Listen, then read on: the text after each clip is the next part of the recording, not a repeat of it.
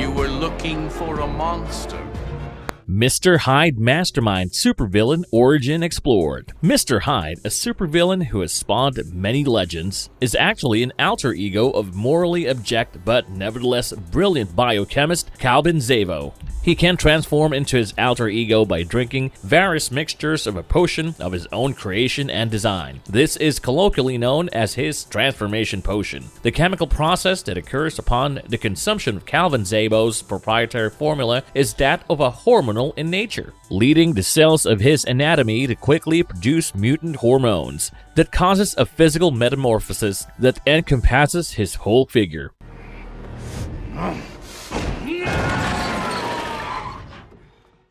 Hyde has all the tendencies of a sociopath, and that makes him one of the most deadly supervillains ever created. He is wicked, self-serving, completely uncaring, and inconsiderate of other people, and everything he does has one purpose and one purpose only: to serve his own best interests. He can best be described as a villainous criminal mastermind. He's also extremely violent and filled with uncontrollable rage. Before we get into our explanation, we have a very small request. If you like our content, please support us by subscribing to our channel. This is a small click for you, but for us it means a lot. Thank you, and let us begin.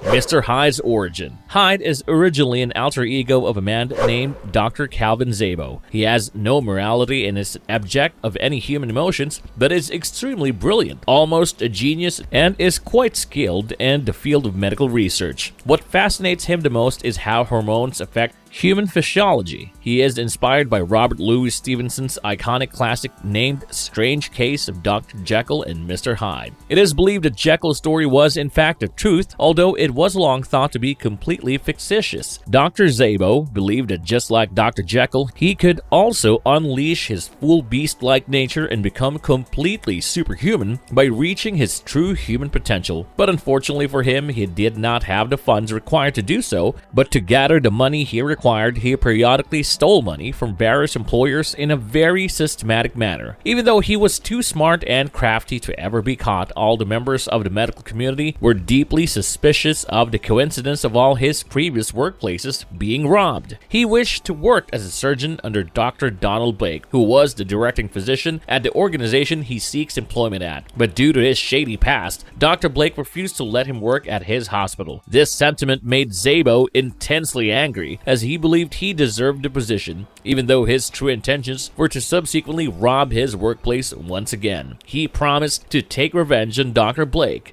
Scientifically speaking, much cooler. After investing a lot of its blood, sweat, and tears, Zabo managed to create a formulation dubbed as the Hyde formula. Using this self-created formulation, he turned himself into a gigantic hulking beast he named Mr. Hyde, which was directly inspired by Mr. Hyde from Robert Louis Stevenson's book. This new avatar gave Zabo unimaginable superhuman powers, which made him strong enough to crush cars with his bare hands like flies and tear through pure steel like it were cardboard. Confident about his new self-gifted powers, Mr. Hyde went after Dr. Blake, but proved to be no match for him when he transformed himself into Thor and beat him black and blue. Furious and thirsting for revenge, he turned to committing robberies and stealing while disguised as Thor. The 1952 Journey into Mystery comic issues number 99 and 100 talk more about everything that went down when Hyde attempted to seek the revenge. The number 99 comic issue begins as Thor flies by on his way out of town. A mystery stranger stands nearby watching him, stating that it is now time for Dr. Don Blake to have an unannounced visit from Mr. Hyde himself. Meanwhile, Thor has returned to Asgard to ask his celestial father Odin for approval to wed Jane Foster. Odin refuses once again. When Hyde appears at Blake's office, he recounts how Blake earlier refused to hire him. So, Hyde, whose actual name is Calvin Zabo, as we saw previously, had now devised a technique that granted him the power of 12 men. again. When he changes, he becomes a massive, hideous monster. Thor continues to implore Odin in Asgard, but as he brings his hammer near him, Odin shoots him with a powerful blast and orders him away. Mr. Hyde storms into Blake's office, threatening Jane. Thor appears in the form of Don Blake and faces Hyde. Blake is thrown out a window by Hyde. Blake can turn into Thor by tapping his cane on a wall nearby as he falls. When he gets back to his office, Hyde has already vanished. Thor goes off to find Hyde after reassuring himself that Jane is safe. Hyde learns that Blake is indeed alive and well across town. He boasts that he can easily beat the unwary Thor. Thor crashes through the wall of a bank the next morning, pulls off the safe exit, and flees with the money. As news of his crime spreads, the town takes on the air of one under siege. As Thor wanders through the town, he is mocked by bystanders who proceed to contact the cops. Thor is completely ignorant of the fact that he has been accused of a bank heist. As the cops open fire on him, Thor believes it's best to disguise himself as Dr. Don Blake for a while. He recalls his father Odin forbidding him from marrying the immortal lady Jane Foster, so he resolves to beg Odin to turn her into an immortal instead. Blake and Jane go out to dinner when they are stopped by the evil Mr. Hyde,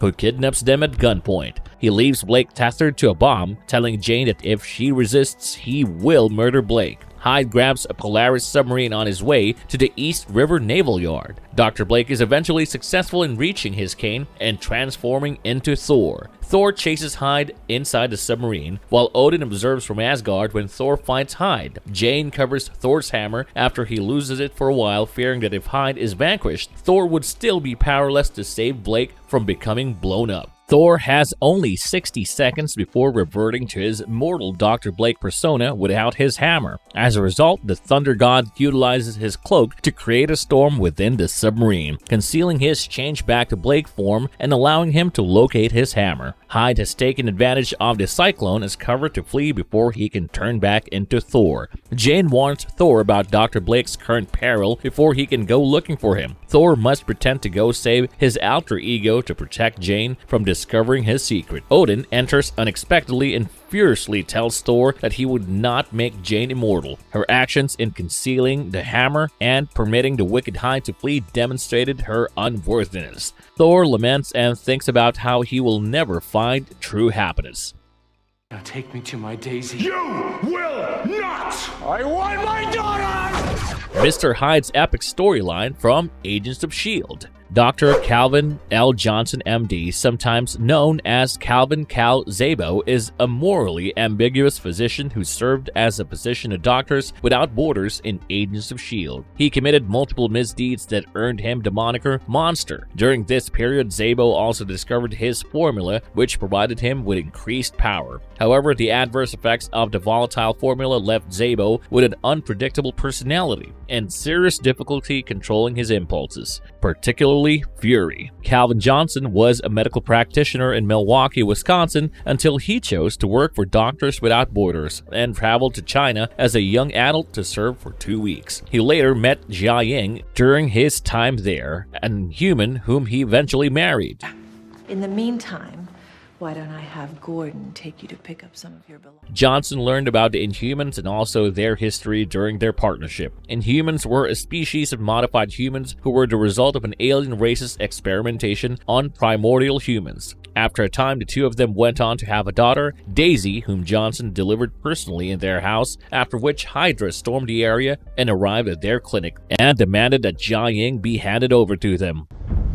Well. We're here today, in part. Zabo eventually discovered his wife's bones in Austria. She had reportedly perished as a consequence of vivisection done by Daniel Whitehall, a key Hydra commander. Zabo refused to let his wife die and sewed her corpse back together so that her inhuman abilities allowed her to recuperate and resurrect. Johnson began to experiment with chemicals in order to strengthen himself. He eventually devised a formula that made him stronger. When he and Jia returned home, they discovered that Daisy was getting pursued by Hydra. Jia-Ying was devastated when Zabo informed her how he had lost her daughter and divorced him. He eventually changed his name from Johnson to Zabo after pledging to reunite his family. Reina, a lady sleeping on the roads as a beggar, was discovered by Zabo. He subsequently told Reina that if she could reconnect him to his daughter, he would show her grandmother's legends about Kree and the Inhumans were real. He then asked her to look for the Diviner. Reina successfully obtained what Zabo had requested, the Diviner, which was a Terrigen crystal containment device, and it was then that he learned Reina was coincidentally also an Inhuman. When Hydra threatened Reina's life, she implored Zabo to hand her the Diviner, but he refused and told her to first find his daughter. It was during this time that Zabo began losing control of his emotions, especially his temper, and killed people without remorse. After pursuing Reina, Phil Coulson's squad of S.H.I.E.L.D. agents arrived at his hideout only to find it abandoned. A photograph of him was discarded on the ground, which his daughter, who was now named Sky, discovered. Sky dubbed Zabo a monster after learning that he had murdered 2 gang members. It's just pure strength. Whoever did this. We all know who did this.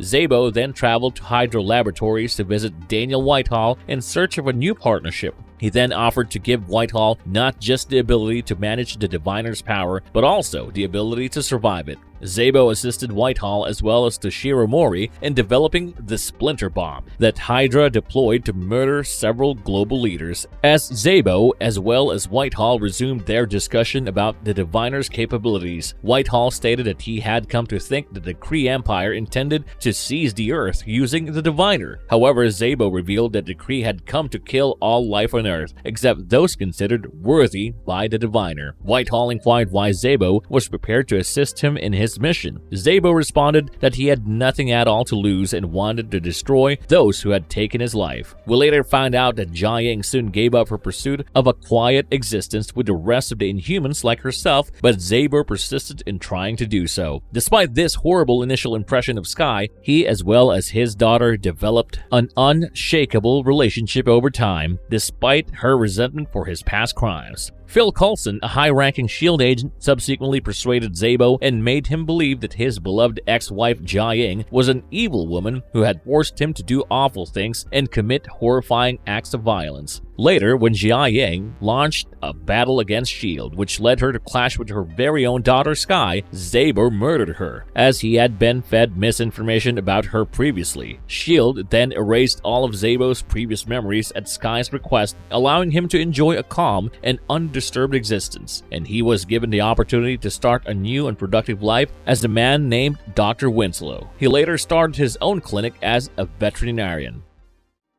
Mind-blowing story of Hulk versus Mr. Hyde. Peter David worked on The Incredible Hulk as well as related tie-in comics for nearly a decade. During that time, he collaborated with some of the industry's top artists, notably Dale Keown, who also worked on The Incredible Hulk Last Call #1. In this issue, Banner's divided psyche was portrayed both as Hulk's most underappreciated strength as well as his greatest vulnerability. The Incredible Hulk was converted from a comic nobody wished to work on or buy into one of the finest on the newsstand by delving into the madness and melancholy caused by living with a big green angry monster and his battle with a formidable Mr. Hyde. This is an intriguing psychological storyline written by 2 writers who are well acquainted with the character, and it shows. On the eve of Christmas, Bruce Banner contacts the suicide crisis helpline in Reno, Nevada, where his wife Betty used to work, since he is thinking about committing suicide once again. He informs her friend Veronica that Betty is deceased and that he holds himself responsible for her death. He narrates to her his several unsuccessful suicide attempts. However, the Hulk always stops him, as if he were the manifestation not of his rage, but of his determination to live. He reveals that he has now employed a hitman who is prepared to shoot him dead if he provides a specific signal, but another will terminate the contract. The suicide hotline operator is attempting to persuade Bruce out of ending himself, but as many suicidal people do, Bruce begins to contemplate everyone's lives and believes it would be much better for everyone if he was not there at all, particularly Betty.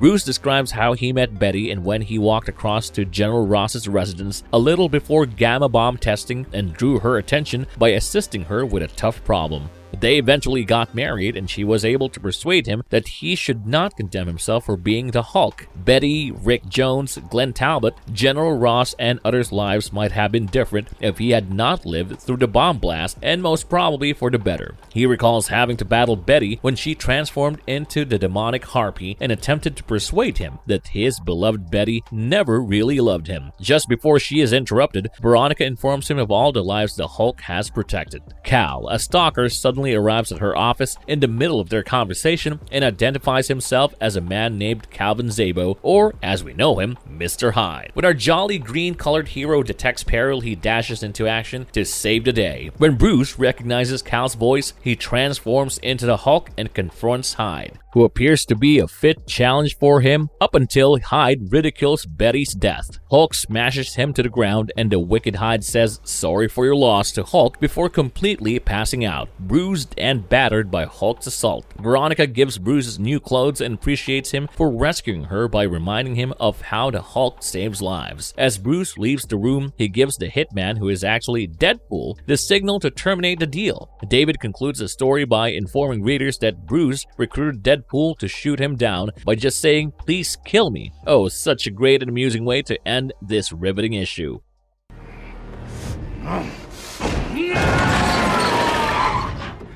What makes Mr. Hyde so deadly? Zabo's superhuman abilities are the result of ingesting a concoction he created particularly to convert him into a freakishly powerful beast. Calvin Zabo can shift back and forth between his alter ego Mr. Hyde by drinking different combinations of his transformation potion. The metamorphosis is agonizing, lasting about 30 seconds and adding 7 inches and nearly 235 pounds of muscle as well as bone structure to his frame. Aside from his increased physical stature, the change process strains his skin, in particular his face, causing him to sneer permanently. Zabo's prints on his finger in both his regular and Hyde forms differ as a result of this agonizing process. Hyde possessed superhuman strength, although his exact limits varied regularly. He is continually altering and enhancing his recipe, yielding various outcomes, including the addition of new ingredients such as MGH. He could lift or press 50 tons, as measured in the era of the Masters of Evil attack on Avengers Mansion. During physical exercise, Hyde's enhanced musculature produces far less fatigue toxins than the muscles of an average human being. He can push himself at maximum capacity for roughly 24 hours before tiredness sets in. Hyde's body is significantly tougher and more immune to traditional physical harm than a typical human's physique. He is resistant to high-caliber bullets, falls from large heights, severe temperatures and pressures, intense energy blasts, and massive impact forces. While his physique is extremely tough, he may be injured. If he is hurt, his increased metabolism helps him to recuperate from minor to severe injuries faster than the average person. Furthermore, the entire extent of his enhanced healing ability is unknown. However, it is anticipated that if such injuries occur, he will be unable to entirely restore cut limbs or missing organs. Calvin Zabo is an exceptional scientist and chemist. However, when he is transformed into Hyde, his intellect falls to average human levels. Despite his lack of formal training, Hyde is a powerful hand-to-hand fighter. He prefers street combat methods that enables him to fully utilize his immense power. Mr. Hyde can also drive a truck provided he does not really lose his cool and attempt to tear off the wheel.